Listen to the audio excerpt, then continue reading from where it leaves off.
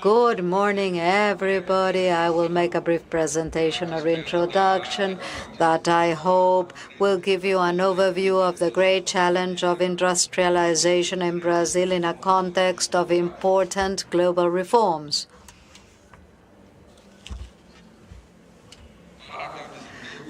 For all this, I'm going to try to go fast, but the industry has a central role in the economic development of the world. Not a country, not a society developed without industry, and it's not different in Latin America nor in Brazil.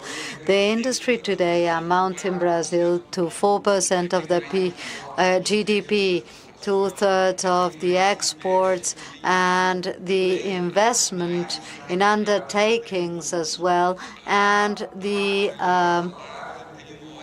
the taxes and salaries. It has a multiplying effect.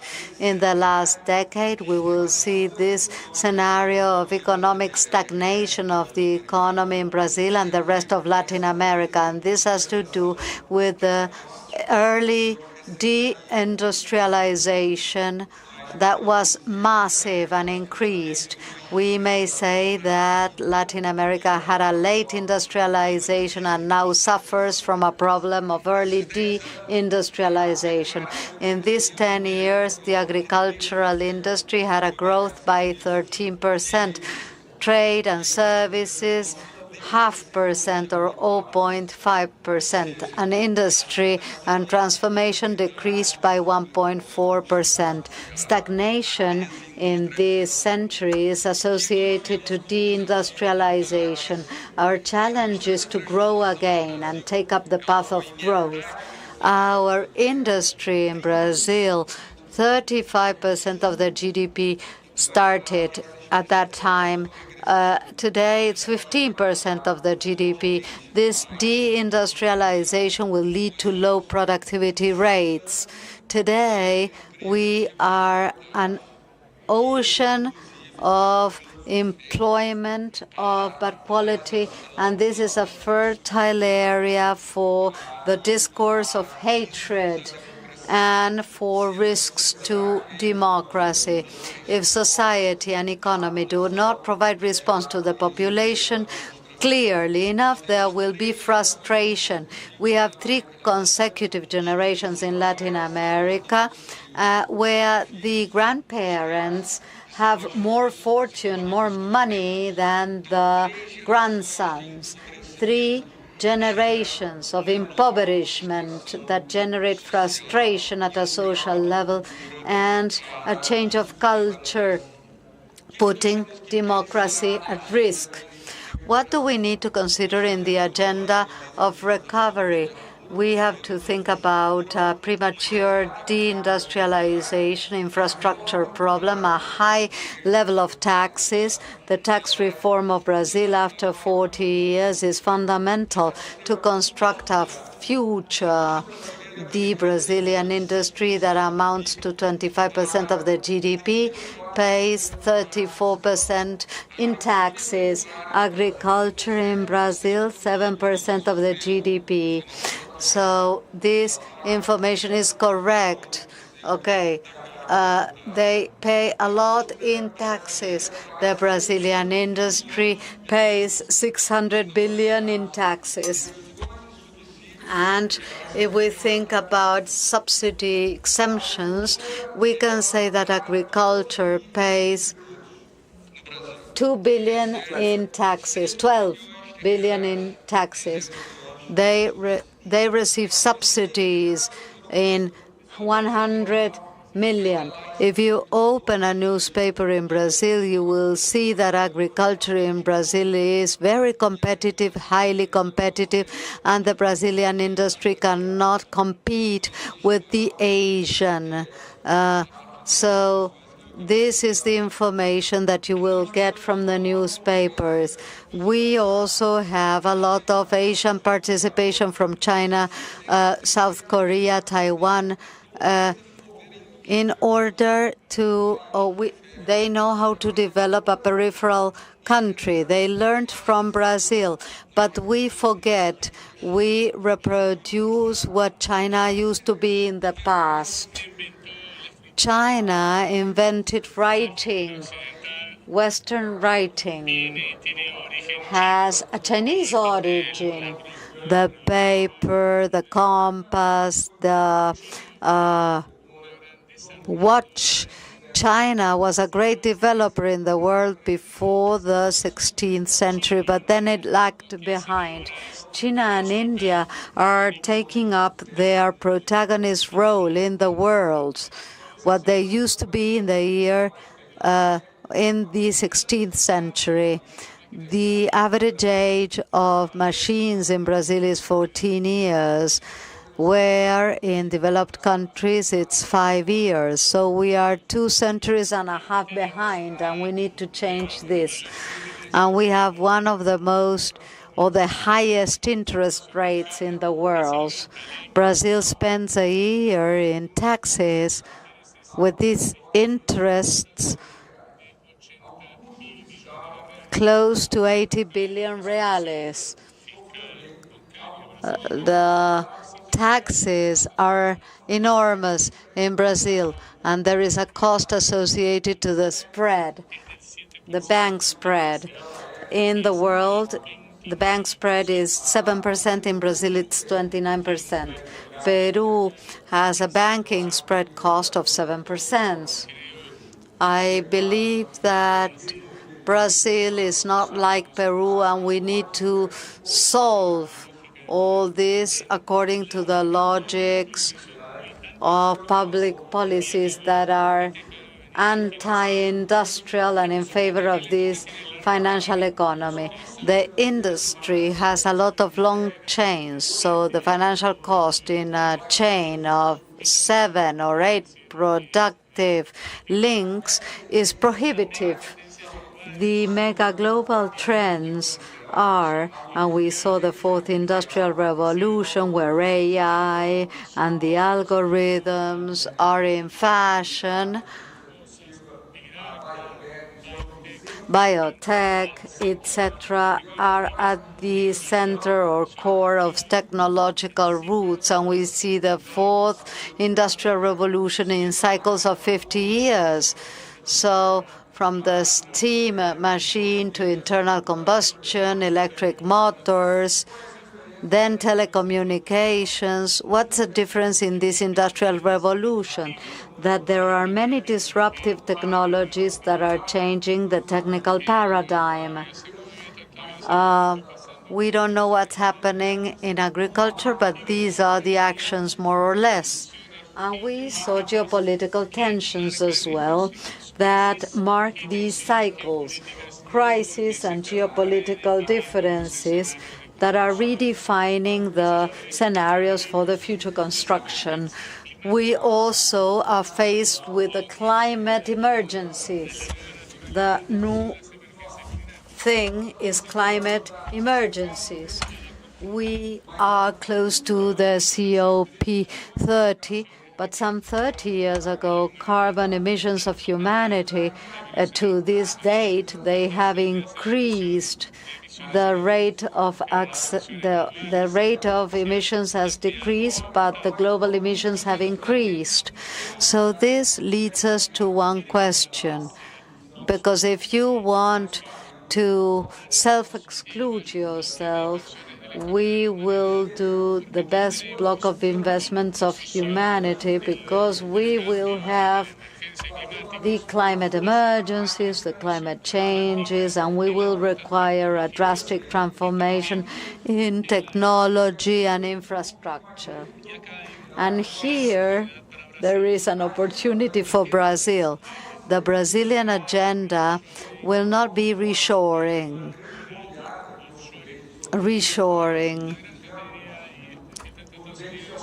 This was something that U.S. and Latin America did with China, with Deng Xiaoping. The GDP of China used to be 1% in 2017 and then China became the most important economy of the country. So the agenda of reshoring in Brazil is more North American, like nearshoring. Friendly shoring is more Mexico. The agenda for Brazil and the rest of Latin America is the power shoring.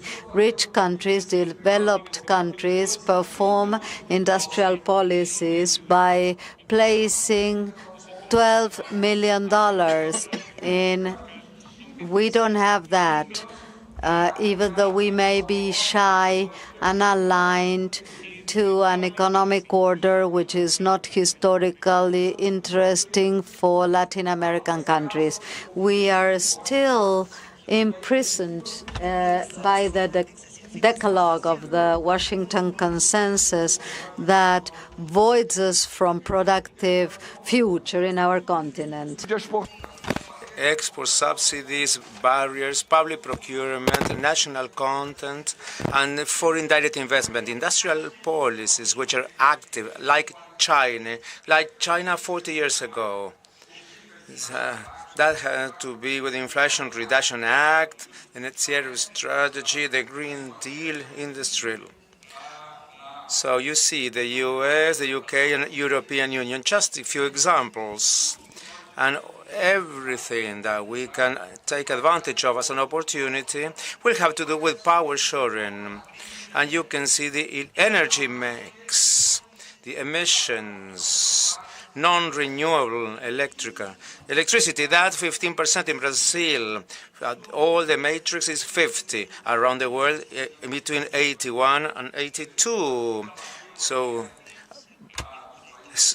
these are the goals, for by 2050. But if we sleep on the laurels, we will not take advantage. We have a huge potential to produce energy, and we have to keep going forward. We must think on an agenda to attract investment. The Ukraine war, which has trebled the cost of energy in Europe, raises a true reality on which Germany tries to take it off the agenda. The European industry will have to change, and they have already started looking outwards. Canada, Australia, China, Latin America does not have an active role in this dialogue. So we have to make lots of progress in this direction. In order to put together this agenda, Brazil has certain advantages: democracy, food security, etc. And because of the peaceful relationship, we are part of the B20, the G20. Just an example, Brazil chairs the G20 this year, and next year the BRICS. So being members of these two blocs present a huge opportunity. We have a sophisticated industry with certain problems regarding the environment. The steel,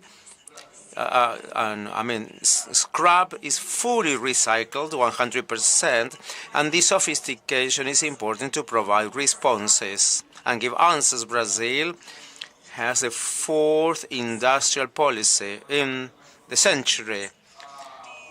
We have Brazil Plus, Brazil Production.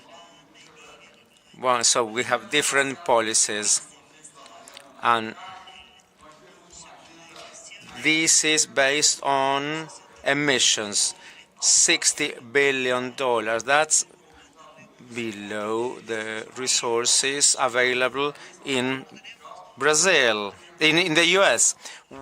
So we don't have the same taxes. We will never have the public funding sources as in developed countries, because when we have currencies, but true wealth is when the US prints dollars, and everyone wants the dollars. So we have these mission 6 missions. Mission 5 should be called 1, 2, 3, 4, 5, blah, blah, blah. And the others, well, should make up 15 in all. The first 10 mission has to do with productive decarbonization and energy transition. That's a huge opportunity for Brazil and Latin America. We have an agenda, a good, a right agenda. Yeah, we want a greener, more productive energy, and we have several additional instruments. So the green mobility, which can accelerate the hybrid and electric transition. This is much more interesting and more efficient from the point of view of ecology. We think of a hybrid electric vehicle with biomass, 100% electric, in order to start a dialogue. So you have a network of service stations for these cars. This would give us a huge advantage, and this is 3 times more efficient. And Brazil can be a great player and a good example for emergent countries also. LCDs, a way to reduce funding costs, some complementary actions, ecological transformation plan, which is still in implementation stage, and the PAC, a plan to accelerate growth. The first 3 areas or lines together represent now practically 90% of this program, which also, is in part a systematization of 12,000 works which have been stagnated in Brazil. This will provide a possibility to expand and leverage the economy. The growth rate, it has been maintained for the 3rd running year, and even exceeding the IMF's forecasts. And GDP and our projections, that's 3–4%. Brazil and Latin America have to keep going forward in the area of trade agreements. We have been lagging behind. We have negotiated with the European Union. A spoiler, until December, Mercosur will sign an agreement with the European Union, but then ask me in January if it has not been signed. We have to promote an agenda based on industrial policies. What is working well? Well, this is working well. It's the 4th version.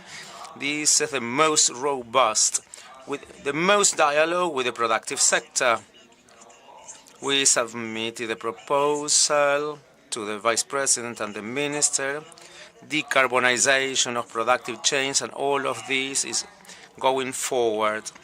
And so this is the cost agenda. Here we have Marco Polo, the representative of all this area, because the agenda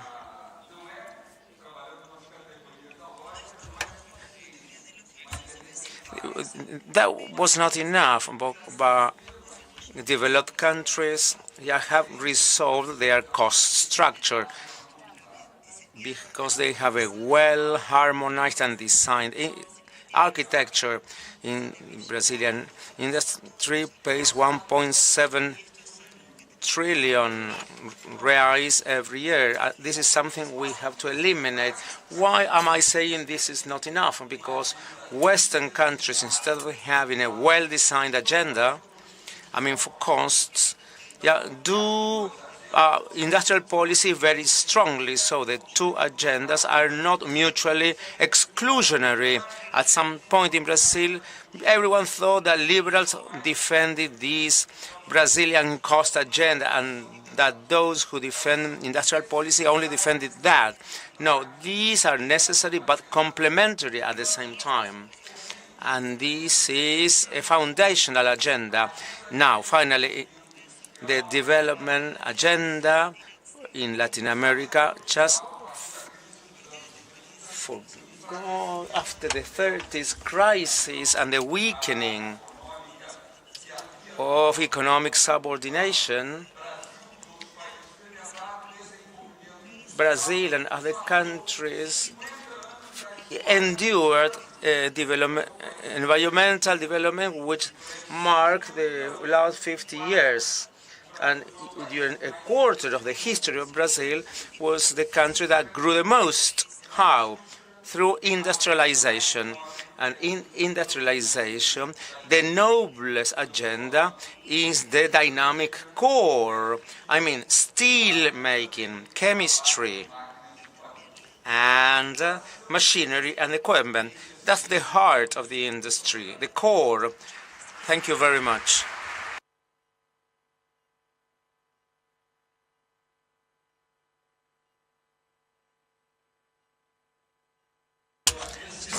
Congratulations, Rafael, on your excellent presentation. You touched upon very relevant topics for Latin America, well, using the case of Brazil as an example. Yeah, and you also showed some big change to revert the desindustrialization process, which started over 30 years ago. That's our big challenge that we face in the steel industry in Latin America. And we have something in common in Latin American countries. The defense of trade around the world. We endure an imbalance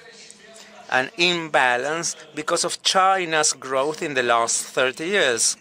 And given this imbalance, which is far from ideal for mankind and nations, we see unfair trade practices regarding intensity, certain products sold by China around the world.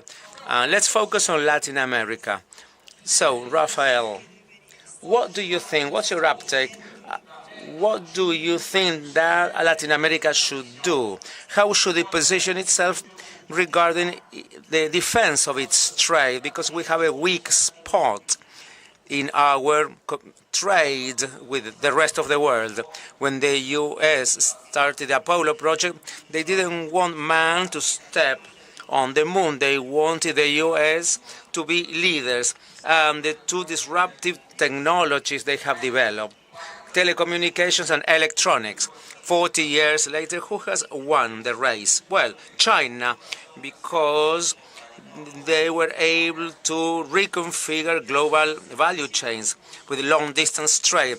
China understood this, and this marks the situation faced by Latin America and adopted the shock theory, which is the one foreseen by Williamson, the Washington Consensus. China has shown, and some Eastern European countries and Russia, they adopted this theory as well. An example, Russia's GDP is half of what it was the GDP of the Soviet Union at the time of the Berlin Wall's fall. Latin America should do what the US and Europe are doing. They have to safeguard the trade pragmatically. This is the industry I want. It's strategic, important for the future.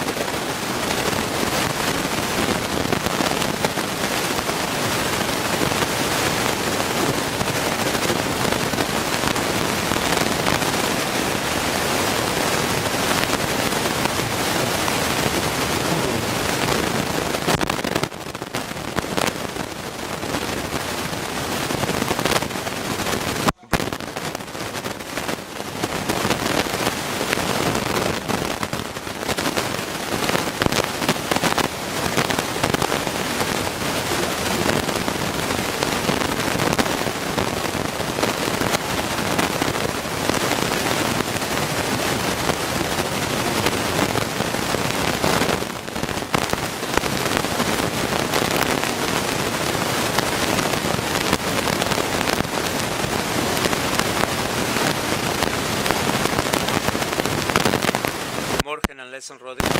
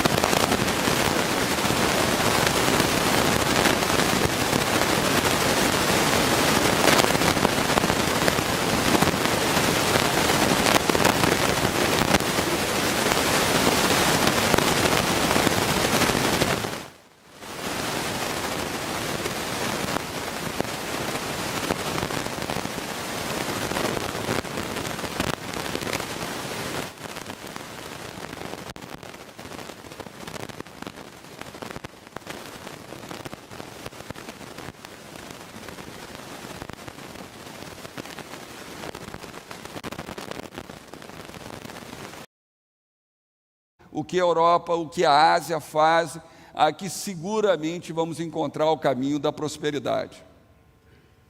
Obrigado, Rafael. Você trouxe para nós aqui uma notícia importante, na sua visão, que até o final do ano nós vamos assinar o acordo Mercosul-União Europeia, que tem a sua importância. Um outro acordo que se discute no Brasil e que para a indústria de transformação não é promissor, é o acordo Mercosul-China. Qual é a sua visão, Rafael, do acordo Mercosul-China e como nós devemos proceder como indústria de transformação nessa discussão? E aí eu destaco o papel da própria CNI no Brasil. Veja só, eu vejo a cooperação com a China de maneira fantástica. Tem uma enorme oportunidade, sobretudo se o Brasil se comportar como a China se comportou. Não quero saber a cor do gato, como disse Deng Xiaoping em 79. O importante é que o gato pegue o rato. Eu não quero saber a discussão se é socialismo ou capitalismo. To know if that's capitalism or what. I want a prosperity agenda.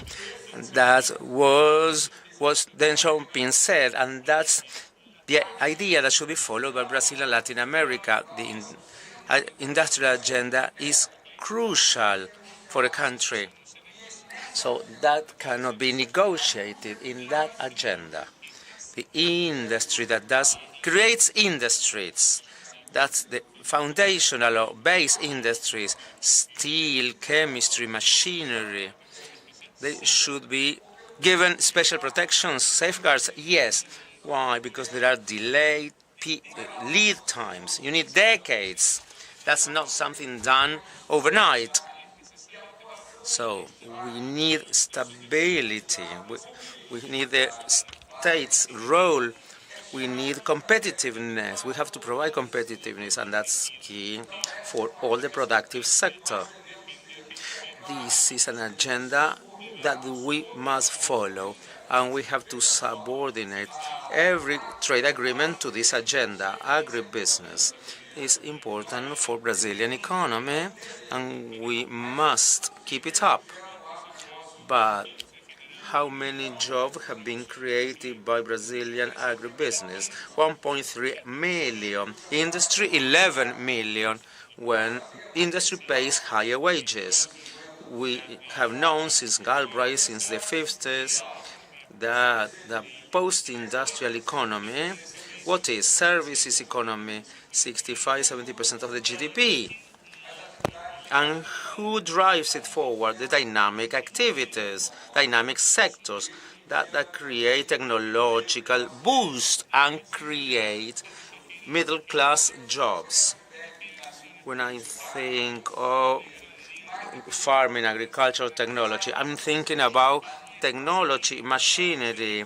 Yeah, it's not seeds. I mean, fertilizers produced by industry, precision agriculture, satellites. All of that is industry.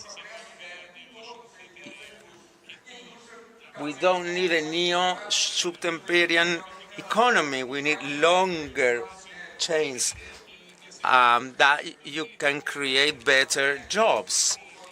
Because middle-class jobs, people consume not only staples, but also television, theater.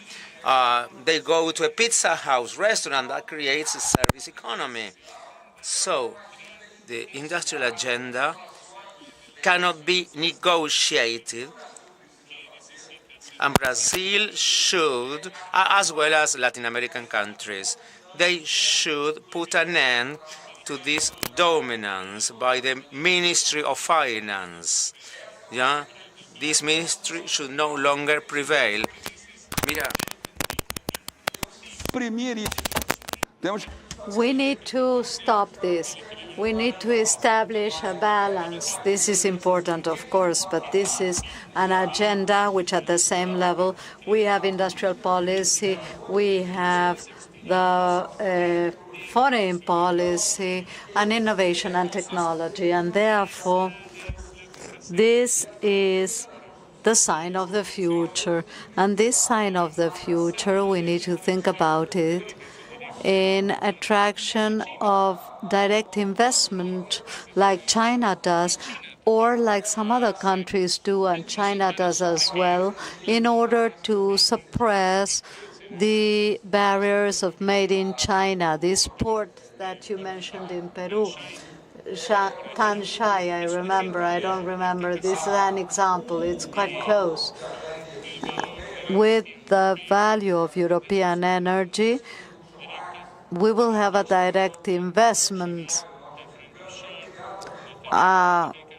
friendly shore in the U.S. We will have a package of opportunities for Brazil. Like China did in the 80s, we will be an attraction for direct foreign investments. And in Latin America, if we act in an articulate mode, we will have a synergistic relationship in that the final result will be better than the addition of the parts. This is a concept of synergy, and we should cease to look to our big brother and subordinate to the European or North American or Asian axis. And we need to think in an autonomous manner as national states and protagonists of a new time. The agenda of decarbonization and green energy is a historical opportunity. It is not only having Pope Francisco, us as Latin Americans, we should do our part with a mature agenda of cooperation with China, but reviewing our own interests. If you think about a logic which is made up of frivolous interests of an agribusiness or an agri-exporting business, we will consolidate our position of poor countries. Thank you. We still have some minutes for a fast question. There is a fast question. You talked about decarbonization. We observed in the EU and the United States the support to incentives of decarbonization. How is this in Brazil? Or zero emissions? The fiscal balance is important. But if you invest $60 billion, that's not enough. We need more resources. We need to invest more in our financial program of the meat, which implies more production. This should be a state practice. The Brazilian industry should have the competition of the Safra plan that was created in 2003. Under Lula's government. It doesn't belong to Lula, but it became an achievement of the Brazilian society. Brazil became an agricultural power. Okay, perfect. But this is not enough to generate a growth cycle that be sustainable. Brazil is being impoverished now. Latin America is being impoverished. We need to think about the future of the industry, and we should include the state in a modern democracy, because this doesn't come from above, from anywhere. Leaderships of the industry should be able to think historically and not only with small interests in a country agenda. And this should be imposed on inside and outside the political system,